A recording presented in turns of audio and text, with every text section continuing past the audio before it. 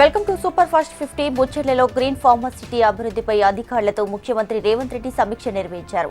పూర్తిగా కాలుష్య రహితంగా ఉండేలా గ్రీన్ ఫార్మసిటీ అభివృద్ధికి చర్యలు తీసుకోవాలని ఆదేశించారు. రోడ్లు, ఇతర మౌలిక సదుపాయాల కల్పన ఏర్పాటు ప్రక్రియలో వేగం పెంచాలన్నారు. ఫార్మసిటీ అభివృద్ధికి అవసరమైతే నూతన సాంకేతికతను ఉపయోగించుకోవాలన్నారు రేవంత్ రెడ్డి. రివ్యూ మీటింగ్ కి మంత్రి శ్రీధర్ బాబు, ప్రభుత్వ ప్రధాన కార్యదర్శి శాంతికుమారి, సీఎం సలహాదారు వేం నరేందర్ రెడ్డి, ఇతర ఉన్నత అధికారులు హాజరయ్యారు. తెలంగాణలో 16వ ఆర్థిక సంఘం బృందం పర్యటన కొనసాగుతుంది. ప్రజాభవన్లో 16వ ఆర్థిక సంఘం చైర్మన్ సభ్యులు సమావేశమయ్యారు. తెలంగాణ ఆర్థిక శాఖ ముఖ్య కార్యదర్శి సందీప్ కుమార్ భేటీ అయ్యారు. ఈ సమావేశంలో collector Anudeep, GHMC commissioner Amrapali పాల్గొన్నారు. కేంద్రం నుంచి రాష్ట్రానికి రావాల్సిన నిధుల పెంపు విషయంలో ప్రణాళికలు సిద్ధం చేసింది తెలంగాణ ప్రభుత్వం. జనాభా ప్రాతిపదికన కాకుండా అభివృద్ధి కార్యక్రమాలను దృష్టిలో ఉంచుకుని నిధులు కేటాయించాలని ప్రభుత్వం కోరింది. వర్షాలు, కరువులు వచ్చినప్పుడు జాతీయ విపత్తుల నిధులను పెంచాలని ఆర్థిక సంఘాన్ని విజ్ఞప్తి చేసింది.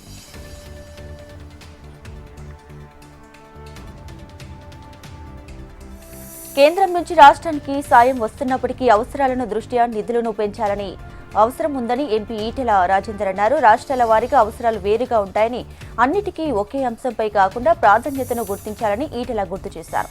తెలంగాణలో వెనుకబడిన వర్గాలకు జనాభా ప్రాతిపదికన నిధులు కేటాయించాలన్న ఈటెల కోరారు. కేంద్రం ఇచ్చే 41% వాటాను పెంచాలని ఫైనాన్స్ కమిషన్ కు వివరించినట్లు ఈటెల తెలిపారు. అసెంబ్లీలో 3 కమిటీలను అసెంబ్లీ కార్యదర్శి ప్రకటించారు. పబ్లిక్ అకౌంట్స్ కమిటీ చైర్మన్ గా అరకెపూడి గాంధీ, అంచనాల కమిటీ చైర్పర్సన్ గా ఉత్తమ్ పద్మావతి రెడ్డిని, అలాగే public under taking committee chairman గా షాద్నగర్ ఎమ్మెల్యే కె శంకరయ్యను నియమిస్తూ తెలంగాణ అసెంబ్లీ కార్యదర్శి నరసింహాచార్యులు ఉత్తర్వులు జారీ చేశారు. తెలంగాణలో రేవంత్ రెడ్డి సర్కార్ ప్రజాస్వామ్యాన్ని ఖూనీ చేస్తుందని మాజీ మంత్రి హరీష్ రావు ఆరోపించారు. రాష్ట్రంలో ప్రతిపక్ష పార్టీకి పబ్లిక్ అకౌంట్స్ కమిటీ ఇవ్వడం అనేది ఆనవాయితీ అని, కానీ కాంగ్రెస్ ప్రభుత్వం దాన్ని ఖూనీ చేసిందన్నారు. అరకిపుడి గాంధీని కాంగ్రెస్ లో జాయిన్ చేసుకుని అతనికి ఎలా ఇస్తారని హరీష్ ప్రశ్నించారు. రాహుల్ గాంధీకి రాజ్యాంగం గురించి మాట్లాడి నైతిక హక్కే లేదని హరీష్ అసహనాన్ని వ్యక్తం చేశారు. హైకోర్టు చరిత్రలో నిలిచే తీర్పు ఇచ్చిందని బీఆర్ఎస్ ఎమ్మెల్యే పాడి కౌశిక్ రెడ్డి అన్నారు. పార్టీ ఫిరాయింపులపై హైకోర్టు తీర్పును స్వాగతిస్తున్నామని తెలిపారు. 4 వారాల్లో ఎమ్మెల్యేలపై చర్యలు తీసుకోవాలని స్పీకర్ను కోరుతున్నామని చెప్పారు. తెలంగాణలో ఉప ఎన్నికలు రావడం ఖాయమని స్పష్టం చేశారు. తెలంగాణలో పార్టీ ఫిరాయించిన ఎమ్మెల్యేల అనర్హతపై హైకోర్టు కీలక తీర్పు ఇచ్చింది. 4 వారాల్లో నిర్ణయం తీసుకోవాలని స్పీకర్ కార్యాలయాన్ని ఆదేశించింది. అప్పటిలోగా నిర్ణయం తీసుకోకపోతే సుమోటోగా కేసు విచారిస్తామని పేర్కొంది. పార్టీ మారిన ఎమ్మెల్యేలపై అనర్హత వేటు వేయాలని హైకోర్టులో పలు పిటిషన్లు దాఖలయ్యాయి. బీఆర్ఎస్, బీజేపీ నేతలు ఈ పిటిషన్లు దాఖలు చేశారు. అయితే పార్టీ మారిన దానం నాగేందర్, కడియం శ్రీహరి, తెల్లం వెంకట్రావుపై వేటు వేయాలని బీఆర్ఎస్ నేతలు పాడి కౌశిక్ రెడ్డి, వివేకానంద గౌడ్ పిటిషన్ వేశారు. దానంపై అనర్హత వేటు వేయాలని BJP MLA Maheshwar Reddy petition దాఖలు చేశారు. వీటన్నిటిని కలిపి హైకోర్టు విచారించగా సుదీర్ఘ వాదనలు కొనసాగాయి. ఈ విషయంలో సుప్రీంకోర్టు ఆదేశాలను స్పీకర్ పట్టించుకోవడం లేదంటూ పిటిషనర్లు కోర్టు దృష్టికి తీసుకువెళ్లారు. ఇరుపక్షాల వాదనలు విన్న కోర్టు 4 వారాల్లో నిర్ణయం తీసుకోవాలని స్పీకర్ కార్యాలయాన్ని ఆదేశిస్తూ తీర్పు వెలువరించింది.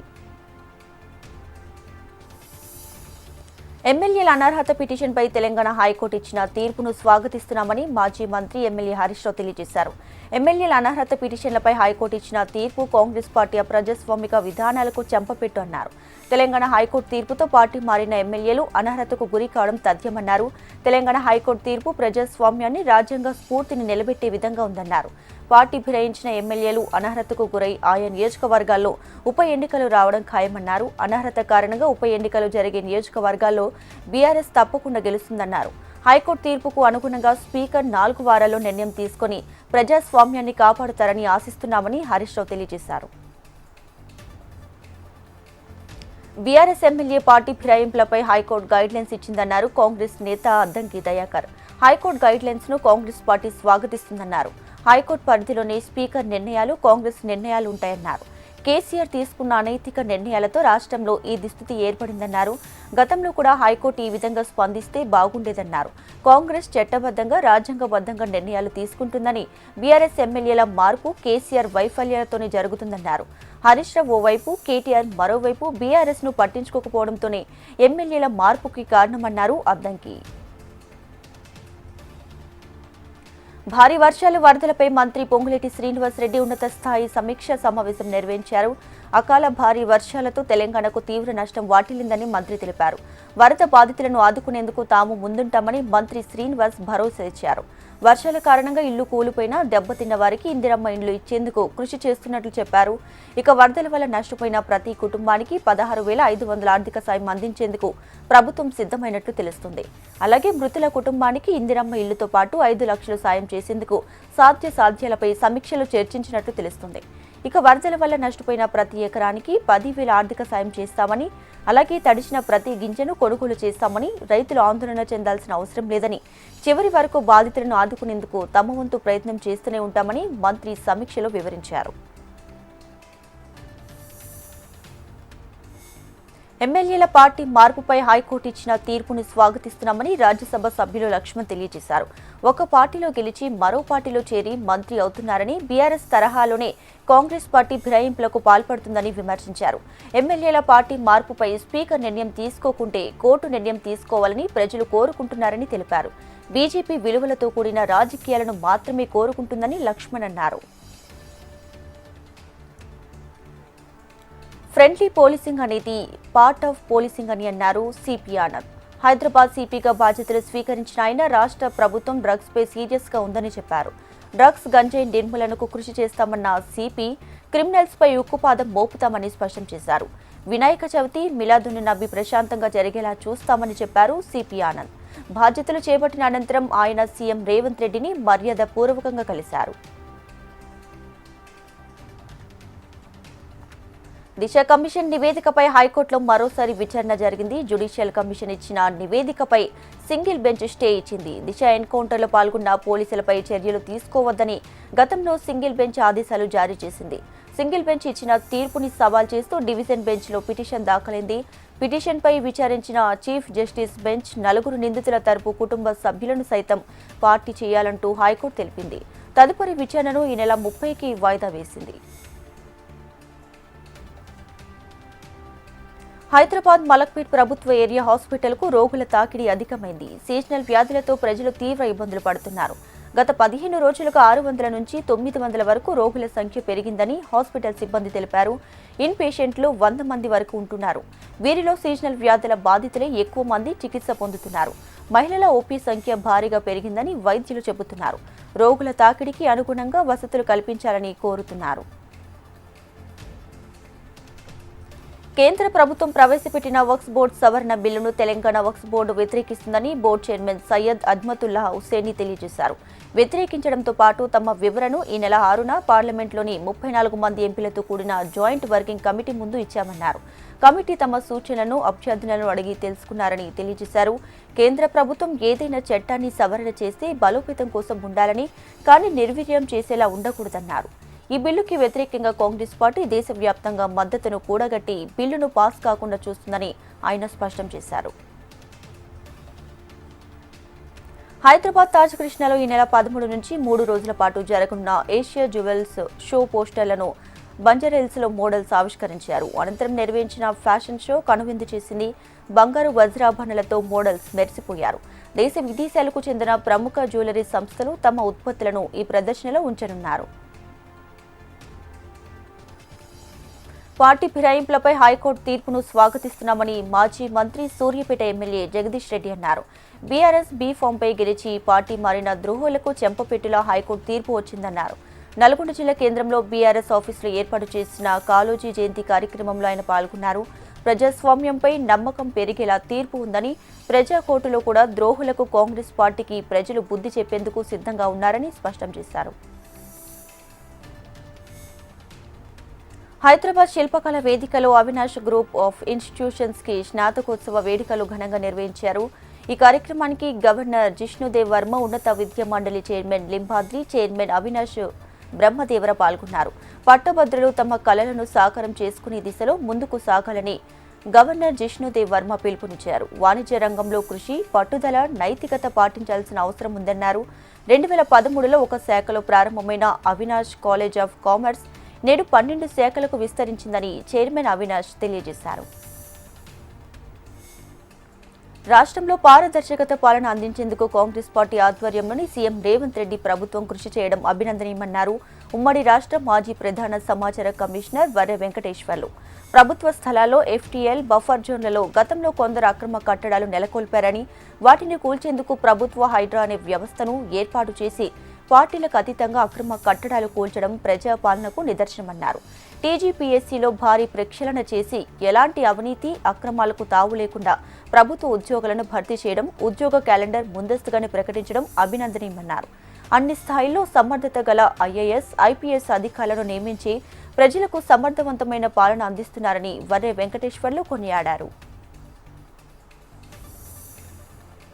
మంత్రి పొన్నం ప్రభాకర్ తండ్రి పొన్నం సత్తయ్య గౌడ్ జ్ఞాపకార్థం ప్రతి సంవత్సరం రచయితలు, కళాకారులకు అందించే Ponnam Sattaiah Goud memorial award jury committee సమావేశమైంది. పొన్నం సత్తయ్య గౌడ్ 3వ మెమోరియల్ అవార్డుకు ప్రముఖ సినీ గేయ రచయిత, ఆస్కార్ అవార్డు గ్రహీత చంద్రబోస్, బలగం ఫేమ్ కొమరయ్య, మొగలయ్యలు ఎంపికయ్యారు.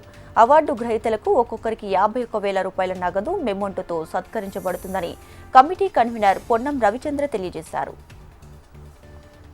తెలంగాణలోని వరదలను జాతీయ విపత్తుగా ప్రకటించాలని ఎమ్మెల్యే కూనమనేని సాంబశివరావు డిమాండ్ చేశారు. రాష్ట్ర ప్రభుత్వానికి 6,000 కోట్లు నిధులు ఇవ్వాలన్నారు. ఇల్లు కూలిపోతే, ఎకరా పంట నష్టపోతే 10,000 ఇవ్వడం ఏంటని ప్రశ్నించారు. మానవత్వంతో నష్ట నివారణ కోసం కేంద్రం రాష్ట్రానికి సాయం చేయాలన్నారు. భద్రాద్రి కొత్తగూడెం జిల్లా చెర్ల మండలంలోని తాలిపేరు ప్రాజెక్టుకి వరద ఉధృతి కొనసాగుతుంది. ప్రాజెక్టు 24 గేట్లను ఎత్తి 1,27,135 క్యూసెక్కుల వరదను గోదావరిలోకి విడుదల చేస్తున్నారు. ప్రాజెక్టు పూర్తిస్థాయి నీటి మట్టం 74 మీటర్లు కాగా ప్రస్తుత నీటి మట్టం 72.35 మీటర్లుగా ఉంది. ఇక ఇన్ఫ్లో 1,30,470, అవుట్ఫ్లో 1,27,135 క్యూసెక్కులుగా ఉంది. గోదావరిలోకి విడుదల చేస్తున్న నీటి ప్రవాహం వల్ల భద్రాచలం వద్ద నీటి మట్టం భారీగా పెరగనుంది. ఈ నేపథ్యంలో నదీ పరివాహక ప్రాంత ప్రజలు అప్రమత్తంగా ఉండాలని అధికారులు హెచ్చరించారు. వరద బాధిత ప్రాంతాల్లో సీఎం చంద్రబాబు పర్యటించాల్సిన అవసరం ఏముందని ప్రశ్నించారు మాజీ మంత్రి గుడివాడ అమర్నాథ్. ప్రచారం కోసమే చంద్రబాబు జేసీబీ ఎక్కి స్టంట్స్ చేశారంటూ ఆరోపించారు. మ్యాటర్ వీక్ గా ఉన్నప్పుడే పబ్లిసిటీ పీక్స్ లో ఉంటుందని విమర్శించారు. విజయవాడ వరదలు మరణించిన మరణాలన్నీ ప్రభుత్వ హత్యలేనంటూ ఫైర్ అయ్యారు. 45 మంది మరణాలకు చంద్రబాబు బాధ్యత వహించాలని డిమాండ్ చేశారు అమర్నాథ్. కాకినాడ జిల్లా గొల్లపురం ముంపు ప్రాంతాల్లో డిప్యూటీ సీఎం పవన్ కళ్యాణ్ పర్యటించారు. ఏలూరు వరద ముంపు కారణంగా గొల్లపురంలోని నీట మునిగిన జగనన్న కాలనీ, పంట పొలాలను ఆయన పరిశీలించారు. పడవలో వెళ్లి ముంపు ప్రాంతాల ప్రజలతో మాట్లాడారు. గత ప్రభుత్వం 5 ఏళ్లలో కాలువలలో పూడికలు తీయలేదన్న పవన్ కళ్యాణ్ గత ప్రభుత్వం ముంపు ప్రాంతాల్లో ఇళ్ల స్థలాలు ఇచ్చిందని తెలిపారు. కుండపోత వర్షాలతో శబరి నది ఉధృతంగా ప్రవహిస్తుంది. శబరి పరివాహక ప్రాంత ప్రజల్లో ముంపు భయం నెలకొంది. రంపచోడవరం సబ్ కలెక్టర్ కల్పశ్రీ చింతూరులోని లోతట్టు ప్రాంతాలలో పర్యటించి వరద పరిస్థితిని సమీక్షించారు. లోతట్టు ప్రాంత ప్రజలు వరద పట్ల అప్రమత్తంగా ఉండాలని సూచించారు. వరద భారీగా పెరుగుతుండటంతో లోతట్టు ప్రజలు ఎప్పటికప్పుడు అలర్ట్గా ఉండాలని తెలియజేశారు.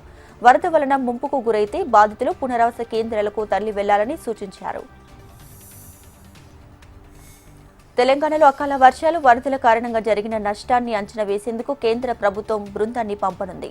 ఎన్డీఎంఏ సలహాదారు, కేంద్ర హోం మంత్రిత్వ శాఖ జాయింట్ సెక్రటరీ కల్నల్ కీర్తి ప్రతాప్ సింగ్ నేతృత్వంలోని 6 మంది సభ్యుల కేంద్ర బృందం ఎల్లుండి తెలంగాణలోని ఖమ్మం, మహబూబాబాద్ జిల్లాలతో సహా వరద ప్రభావిత ప్రాంతాలను సందర్శించనుంది.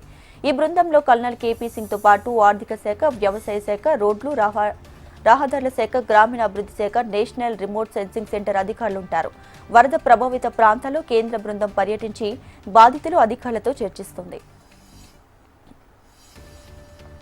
సీఎం రేవంత్ రెడ్డికి కిషన్ రెడ్డి లేఖ రాశారు. Secunderabad railway station, Cherlapalli terminal రోడ్ల విస్తరణకు సహకారం అందించాలని కిషన్ రెడ్డి లేఖలో తెలిపారు. చెర్లపల్లి టెర్మినల్ ప్రారంభోత్సవానికి ప్రధాని మోడీ వస్తారని, వీలైనంత త్వరగా రోడ్లను పూర్తి చేయాలని కోరారు. కాగా ఇటీవల తెలంగాణలో కేంద్ర రైల్వే శాఖ సహాయ రణ్వీర్ సింగ్ బిట్టు పర్యటించారు.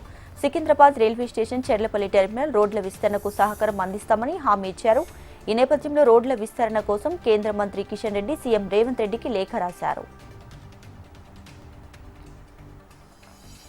రాష్ట్రంలో ప్రజల దృష్టి మరచేందుకు హైడ్రా నాటకం ఆడుతుందని కేంద్ర మంత్రి బండి సంజయ్ అన్నారు. అక్రమార్కుల భరతం పట్టండి, పేదలకు ఇబ్బందులకు గురి చేయొద్దన్నారు. హైడ్రాకు తాము వ్యతిరేకం కాదని, నిరుపేదల ఇల్లు కూల్చి బడాబాబులవి కూల్చకపోవడంపై ప్రశ్నిస్తున్నామన్నారు బండి సంజయ్. వక్ఫ్ బోర్డు సవరణ బిల్లుపై కొందరు పనిగట్టుకుని కేంద్రంలోని బీజేపీ ప్రభుత్వంపై తప్పుడు ప్రచారాలు చేస్తున్నారంటూ జేపీసీ సభ్యురాలు ఎంపీ డీకే అరుణ మండిపడ్డారు. నిరుపేదలకు లబ్ధి చేకూర్చేందుకు జాయింట్ పార్లమెంట్ కమిటీ వేసిందన్నారు. వక్ఫ్ భూముల ద్వారా వచ్చినటువంటి లాభాన్ని ఏ నిరుపేద అందుకున్నాడో చెప్పాలన్నారు. సంగారెడ్డిలో భారీ వర్షాలకు జల దిగ్బంధంలో ఉన్న కాలనీలను టీపీసీసీ వర్కింగ్ ప్రెసిడెంట్ మాజీ ఎమ్మెల్యే జగ్గారెడ్డితో కలిసి రాష్ట్ర వైద్య ఆరోగ్య శాఖ మంత్రి దామోదర రాజనరసింహ పరిశీలించారు. పట్నంలోని రామచంద్రారెడ్డి నగర్, శ్రీచక్ర కాలనీ, రెవెన్యూ కాలనీలో పర్యటించి స్థానికులతో మాట్లాడారు. జల దిగ్బంధంలో ఉన్న కాలనీల్లో వర్షపు నీరును వెంటనే తొలగించే విధంగా చర్యలు తీసుకోవాలని అధికారులను మంత్రి ఆదేశించారు. ఎర్రకుంట, మాసాయికుంట చెరువులకు వర్షపు నీరు వెళ్లే విధంగా చర్యలు తీసుకోవాలని మంత్రి అధికారులకు సూచించారు. ఇక భవిష్యత్తులో ఇంట్లోకి వర్షపు నీరు రాకుండా ప్రభుత్వం చర్యలు తీసుకుంటుందని స్పష్టం చేశారు. హైడ్రా పనితీరుపై అనుమానాలను వ్యక్తం చేశారు Medak MP Raghunandan Rao. Buffer zone FTL పరిధిలో కట్టిన ప్రతి ఇంటిని కూల్చివేయాలని ఆయన డిమాండ్ చేశారు. సిద్దిపేట జిల్లా దుబ్బాక, చెల్లాపూర్లో ఎంపీ రఘునందన్ రావు పర్యటించారు. ఎవరైనా సరే బఫర్ జోన్లలో నిర్మాణాలు చేపడితే హైడ్రా తన పని తాను చేసుకుంటూ వెళ్లాలన్నారు. విజయవాడను ముంచెత్తిన బుడమేరుతో మరోసారి ప్రమాదం పొంచి ఉందని అధికారులు హెచ్చరికలు జారీ చేశారు. బుడమేరు పరివాహక ప్రాంతాల ప్రజలు అప్రమత్తంగా ఉండాలని సూచించారు. భారీ వర్షాల కారణంగా బుడమేరుకి పెరుగుతున్న వరద ప్రవాహంతో లోతట్టు ప్రాంతాల ప్రజలు మరింత అప్రమత్తంగా ఉండాలని హెచ్చరికలు జారీ చేశారు. యలప్రోలు, రాయనపాడు, గొల్లపూడి, జక్కంపూడి కాలనీ, సింగ్ నగర్, గుణదాల, రామవరప్పడు ఏరియాలకు వరద చేరే అవకాశం ఉన్నట్లు అధికారులు అంచనా వేశారు. బుడమేరు పరివాహక ప్రాంతాల ప్రజలు సురక్షిత ప్రాంతాలకు వెళ్లాలని అధికారులు సూచించారు.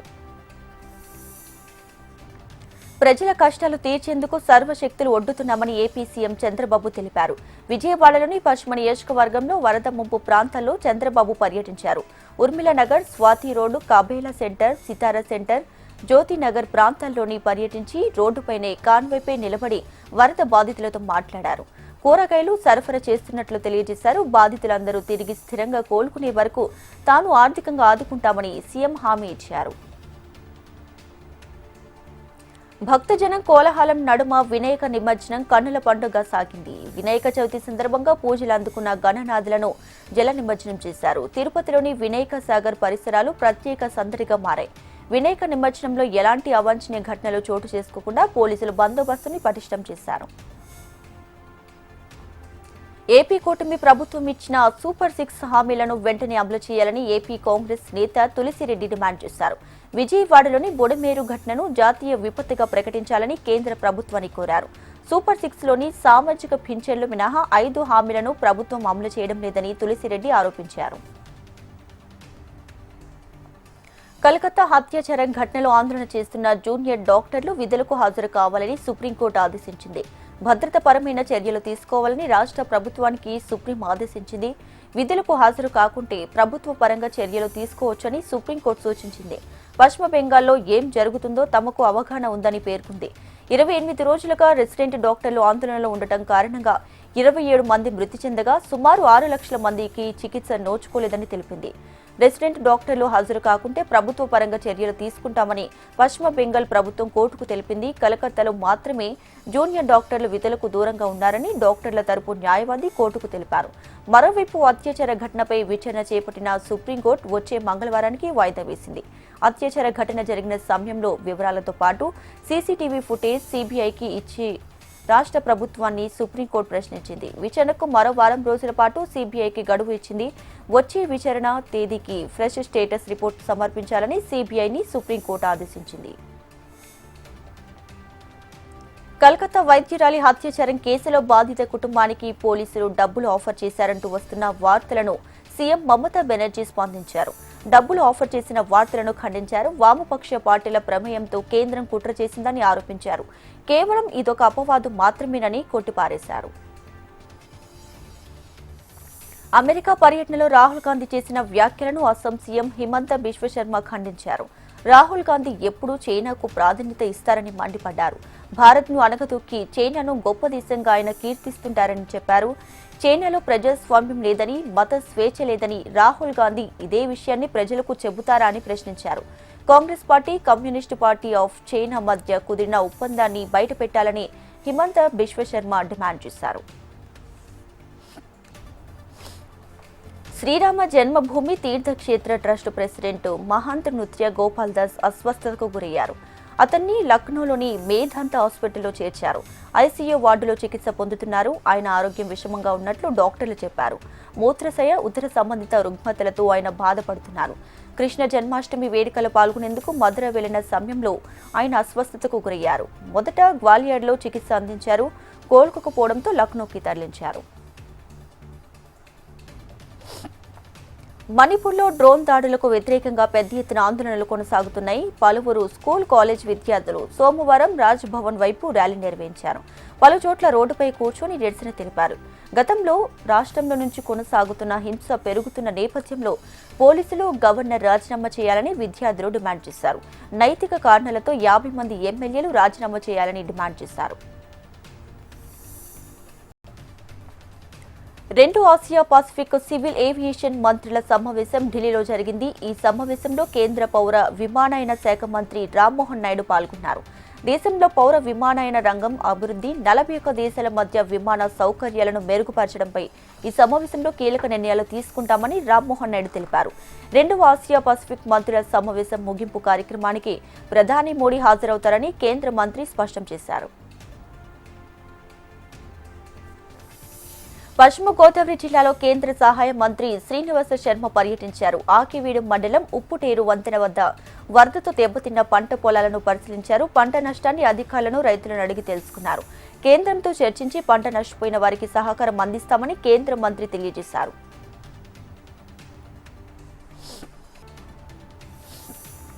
భారత్తో సత్సంబంధాలను కోరుకుంటున్నామని బంగ్లాదేశ్ తాత్కాలిక ప్రభుత్వ ప్రధాన సలహాదారు మహమ్మద్ యూనస్ తెలియజేశారు. ఇవి సమాన హోదాతో పారదర్శకంగా ఉండాలన్నారు. పొరుగు దేశాలతో సంబంధాల విషయంలో బంగ్లాదేశ్ పరస్పర గౌరవం ఇస్తుందని చెప్పారు. భారత్లో కూర్చొని బంగ్లాదేశ్ మాజీ ప్రధాని షేక్ హసీనా రాజకీయ వ్యాఖ్యలు చేస్తున్నారని మహమ్మద్ యూనస్ ఆగ్రహాన్ని వ్యక్తం చేశారు. ఆమెను అప్పగించాలని బంగ్లా ప్రభుత్వం కోరే వరకు ఆమె భారత్లో మౌనంగా ఉండాలన్నారు. లేకపోతే ఆమె వ్యాఖ్యలు ఇరు దేశాల సంబంధాలపై ప్రతికూల ప్రభావం చూపుతుందని హెచ్చరించారు. అత్యంత శక్తివంతమైన టైఫూన్ యాగి ప్రభావంతో వియత్నాం వణికిపోయింది. వరదలు, కొండ చర్యలు విరిగిపడిన ఘటనలో మరణించిన వారి సంఖ్య 59కి చేరింది. ఉత్తర వియత్నాంలో అనేక నదులు ప్రమాదకర స్థాయిలో ప్రవహిస్తున్నాయి. వరదల కారణంగా ఓ ఉక్కు వంతెన కూలిపోయిన ఘటనలో అనేక కార్లు, ట్రక్కులు కొట్టుకుపోయాయి. మరో ఘటనలో 20 మంది ప్రయాణికులతో కూడిన బస్సు కూడా వరద ప్రవాహంలో కొట్టుకుపోయింది. ఉత్తర వియత్నాంలోని రెడ్ నదిపై నిర్మించిన ఉక్కు వంతెన కూలిపోయింది. ఈ ఘటనలో 10 కార్లు, ట్రక్కులు, 2 బైకులు నీళ్లలో పడిపోయినట్లు తెలిసింది. ముగ్గురిని బయటకు తీసుకురాగా మరో 13 మంది గల్లంతయ్యారు. మరో ప్రావిన్స్ కావో బాగ్లో వరదలకు కొండ చర్యలు విరిగిపడ్డాయి. ఆ జల ప్రవాహంలో 20 మంది ప్రయాణికులతో కూడిన ఓ బస్సు కొట్టుకుపోయింది. సహాయక బృందాలు రంగంలోకి దిగినప్పటికీ ఘటనా ప్రదేశానికి చేరుకోలేక ఆగిపోయాయి. భారత పురుషుల హాకీ జట్టు జైత్రయాత్ర కొనసాగిస్తుంది. ఆసియా ఛాంపియన్షిప్ ట్రోఫీ తొలి మ్యాచ్లో చైనాను మట్టి కరిపించింది. తాజాగా మరో విజయాన్ని అందుకుంది. సోమవారం జరిగిన మ్యాచ్లో జపాన్పై టీమిండియా ఘన విజయాన్ని సాధించింది. డిఫెండింగ్ ఛాంపియన్గా బరిలోకి దిగిన భారత ఆరంభ పోరులోనే 3-0తో చైనాకు చెక్ పెట్టింది. జపాన్పై కూడా హర్మన్ ప్రీత్ సింగ్ బృందం అదే జోరు కొనసాగించింది. అటాకింగ్ గేమ్తో ప్రత్యర్థి ఆటగాళ్లపై ఎత్తులను చిత్తు చేసి 5-1తో జయపేరి మోగించింది. రైట్ టీవీ అప్డేట్స్ చూస్తూనే ఉండండి. HM TV.